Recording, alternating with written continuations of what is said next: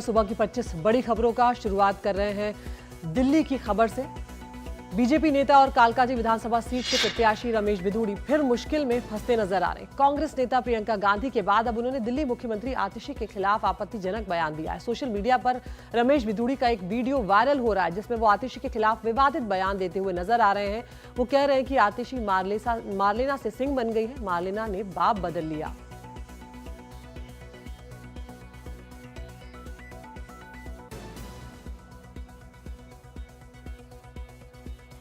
रमेश बिधूड़ी के इस बयान पे आम आदमी पार्टी के राष्ट्रीय संयोजक अरविंद केजरीवाल ने नाराजगी जताई। उन्होंने सोशल मीडिया पर लिखा कि बीजेपी के नेताओं ने बेशर्मी की सारी हदें पार की।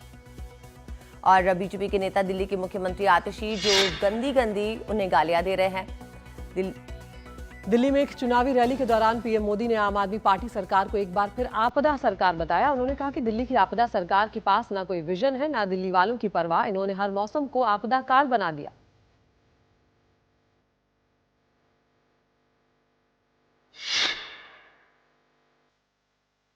प्रधानमंत्री के इन आरोपों पर आम आदमी पार्टी के राष्ट्रीय संयोजक केजरीवाल ने कहा कि आज प्रधानमंत्री मोदी ने अपने भाषण में सिर्फ दिल्ली की चुनी हुई सरकार को गालियां दी, जबकि सच्चाई यह है कि केंद्र सरकार ने हमारी विकास योजनाओं में बाधा डाली, लेकिन हम अपने विकास के लक्ष्य की ओर लगातार बढ़ते रहे।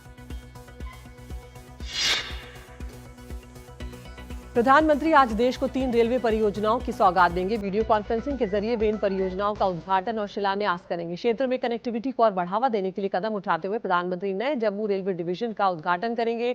वो तेलंगाना में चरलापल्ली न्यू टर्मिनल स्टेशन का भी उद्घाटन करेंगे और ईस्ट कोस्ट रेलवे के रायगढ़ रेलवे डिवीजन भवन की आधारशिला भी रखेंगे।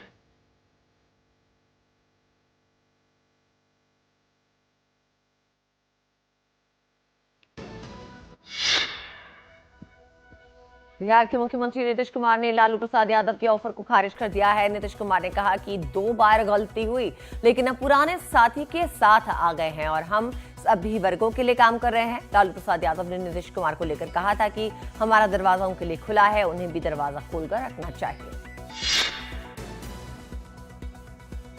झारखंड के मुख्यमंत्री हेमंत सोरेन आज मैया सम्मान योजना के लाभार्थियों को आर्थिक मदद देंगे। इसके तहत वो 56 लाख से ज्यादा महिलाओं के खाते में 5-5 हजार रुपए ट्रांसफर करेंगे। झारखंड मुक्ति मोर्चा ने कहा है कि महिलाओं को आर्थिक रूप से मजबूत बनाना और झारखंड की इंडिया गठबंधन सरकार का लक्ष्य है। झारखंड सरकार महिला सशक्तिकरण पर जोर दे रही है।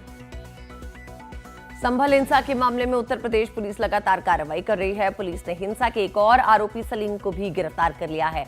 आरोपी हिस्ट्री शीटर सलीम हिंसा के बाद भागकर दिल्ली आ गया था। पुलिस ने उसके पास से हथियार बरामद किए हैं। बता दें, संभल हिंसा में अब तक 52 आरोपी गिरफ्तार किए गए हैं। आज मध्य प्रदेश के पीथमपुर में यूनियन कार्बाइड का कचरा जलाने पर रोक लगाने की मांग के मामले पर सुप्रीम कोर्ट सुनवाई करेगा। कोर्ट में एक जनहित याचिका दाखिल कर कचरे को भोपाल से पीथमपुर ले जाने और वहां से जलाने पर रोक लगाने की मांग की गई है। 42 दिनों से आमरण अनशन कर रहे किसान नेता जगजीत सिंह डल्लेवाल को लेकर सुप्रीम कोर्ट सुनवाई करेगा। डल्लेवाल खनौरी बॉर्डर पे प्रदर्शनकारी किसानों के साथ आमरण अनशन पर हैं। पिछली सुनवाई में सुप्रीम कोर्ट ने पंजाब सरकार को डल्लेवाल अस्पताल में शिफ्ट किए जाने का निर्देश दिया था। गुजरात के मोरबी में हुए पुल हादसे को लेकर दाखिल याचिका पर सुप्रीम कोर्ट सुनवाई करेगा। हादसा पीड़ित संघ ने इस मामले में आरोपियों की जमानत रद्द करने और मुआवजे को लेकर सुप्रीम कोर्ट में याचिका दाखिल की। 30 अक्टूबर 2022 को हुए पुल हादसे में 141 लोगों की मौत हो गई थी और 500 से ज्यादा लोग घायल हो गए थे। मध्य प्रदेश के रीवा के संजय गांधी अस्पताल में डॉक्टर्स की बड़ी लापरवाही का मामला सामने आया। पहली डिलीवरी के वक्त महिला के शरीर के अंदर टांके लगने वाली पिन को छोड़ा गया। करीब 2 साल बाद दूसरी डिलीवरी में इस पिन की वजह से बच्चा गंभीर रूप से घायल हुआ। फिलहाल प्रसूता और नवजात का इलाज रीवा के जिला अस्पताल में किया जा रहा है। छत्तीसगढ़ के दंतेवाड़ा के अबूझमाड़ के जंगल में सुरक्षा बलों के जवानों और नक्सलियों से बीच मुठभेड़ हुई है। इसमें दंतेवाड़ा डीआरजी के प्रधान आरक्षक सन्नुकारम मुठभेड़ में शहीद हो गए। वहीं इस मुठभेड़ में 4 नक्सलियों को मार गिराया गया है। तलाशी के दौरान नक्सलियों के पास से AK-47, SLR जैसे ऑटोमेटिक हथियार बरामद हुए हैं। छत्तीसगढ़ के बीजापुर में महार समुदाय के लोगों ने एनडीटीवी के पत्रकार मुकेश चंद्राकर की हत्या के दोषियों के खिलाफ सख्त कार्रवाई की मांग को लेकर कैंडल मार्च निकाला। ये कैंडल मार्च शहर के अंबेडकर भवन से जय स्तंभ चौक तक निकाला गया। बता दें, मुकेश चंद्राकर का शव 3 जनवरी को बीजापुर के चट्टानपारा बस्ती में सिविल ठेकेदार सुरेश चंद्राकर की संपत्ति के सेप्टिक टैंक में मिला था, जिसके बाद पुलिस ने 3 आरोपियों को गिरफ्तार किया है। महाराष्ट्र के वाशिम से विधायक किरण राव सरनाइक के भाई के घर में चोरी का मामला सामने आया है। चोरों ने घर का ताला तोड़ा, लाखों का सामान ले गए। वारदात की सूचना मिलने के बाद पुलिस ने मौके से कुछ साक्ष्य जुटाए और चोरों की धरपकड़ में जुट गई है। मध्य प्रदेश के रतलाम में एक घर के बाहर चार्जिंग पे लगी इलेक्ट्रिक बाइक में आग लगने से 11 साल की लड़की की मौत हो गई। इस हादसे में 2 लोग घायल भी हुए। चार्जिंग पे लगी इस बाइक में अचानक आग लग गई और दूसरी गाड़ियों को भी इसने अपनी चपेट में ले लिया। नोएडा पुलिस ने युवती के साथ छेड़छाड़ करने वाले एक आरोपी को गिरफ्तार किया है। गिरफ्तार आरोपी रैपिडो का बाइक ड्राइवर है। उसने नोएडा सेक्टर 80 में रैपिडो बुक करने वाली युवती से छेड़छाड़ की थी। गिरफ्तार आरोपी दिल्ली के गीता कॉलोनी का रहने वाला है। उत्तर प्रदेश की मुरादाबाद पुलिस ने 2 दिन में 70 लाख की बड़ी चोरी के मामले में आरोपियों को गिरफ्तार कर बड़ी कामयाबी हासिल की है। इस मामले के 3 आरोपियों को गिरफ्तार कर लिया गया है, जबकि 4 आरोपी अब भी फरार हैं, जिनकी तलाश की जा रही है।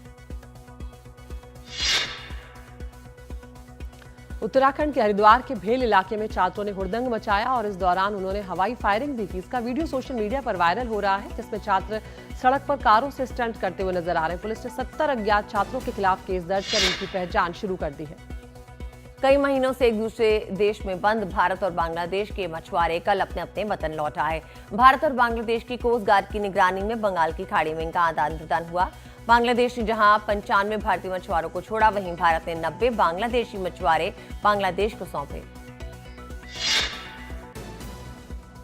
बीते कुछ दिनों से पूरा उत्तर भारत कोहरे और कड़ाके की ठंड की चपेट में है। दिल्ली में लगातार घना कोहरा देखने को मिल रहा है। इसके चलते विमानों और ट्रेनों की रफ्तार पर ब्रेक लग रहा है। दिल्ली में लगातार चौथे दिन विमान सेवाएं प्रभावित रही है। कई विमानों में देरी हुई, कुछ को रद्द करना पड़ा। कोहरे का असर ट्रेन सर्विस पर भी देखने को मिला। दिल्ली आने जाने वाली 50 से ज्यादा ट्रेनें देरी से चल रही हैं।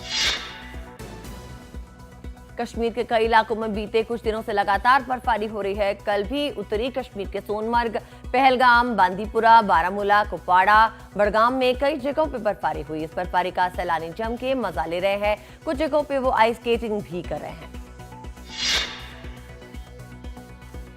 ब्रिटेन में भारी बर्फबारी और खराब मौसम की वजह से यातायात बुरी तरह प्रभावित हुआ है। खराब मौसम का असर सीधे तौर पर हवाई सेवाओं और रेल सेवाओं पर पड़ा है, जिससे यात्रियों को परेशानी का सामना करना पड़ रहा है। दक्षिण इंग्लैंड में भारी बारिश की आशंका को लेकर येलो अलर्ट जारी किया गया है। बर्फबारी और भारी बारिश का सबसे ज्यादा असर मैनचेस्टर, लिवरपूल, वेल्स पर भी पड़ा है। सेंट्रल अमेरिका से उठा बर्फीला तूफान आने वाले वक्त में पूर्व की तरफ रुख करेगा। ऐसे देखते हुए अमेरिका के 5 राज्य केंटकी, वर्जीनिया, कैंसस, अरकानसास और मिसूरी में इमरजेंसी घोषित की गई। खराब मौसम की वजह से अमेरिका में 1,500 उड़ानों को रद्द किया गया, जबकि 2,000 उड़ानें देर से चल रही हैं।